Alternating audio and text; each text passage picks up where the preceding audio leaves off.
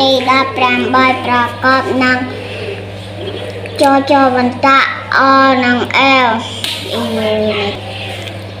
ការអានជាពុទ្ធពុទ្ធញោចញោចบอกอาปานจะไปตรงปัดลุดมัดกุดเกียดปูดพุดอุดรูดเปล่าตับเปล่างัดบึดចាចាបាត់ទុចអានជាងអានពាក្យការអានពាក្យកាច់សើចបាត់សាច់រនូចទូតាច់តូចតាច់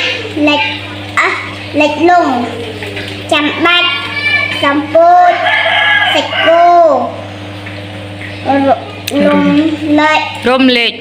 រំលេចសំណាចបបាច់ការអានលបាអ៊ំអតាអ៊ុចដងតាក់បឹងខាងលិច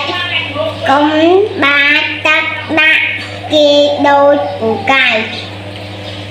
ចៅម៉ាចេះហួចនឹងសាយទឹកកិច្ចការអានអត្ថបទខ្លីមេរៀនរំលឹកទី10អង្គច្រឡំការអានអត្ថបទខ្លីចាំពូជគេតាក់លេចសំពូជគេតាក់លេចលងហូគួចនៅខែដាច់នាចង់រនូតទឹកលេចបាច់សាច់សម្ពូតកិច្ចឡើងលើគូសម្ពូតចងបោចរួចរបងពងលួចចំណៃសម្ពូតទុចងាក់រងតមិនរងទុចងាក់រងចាំលួចសាច់គោពូប៉ាចដើររួចទៅចាក់សោបងទូចលួចសើចចាំអសំពូចខូចពីលើចុងឈើគេបានដែរហើយយកដាក់ខុស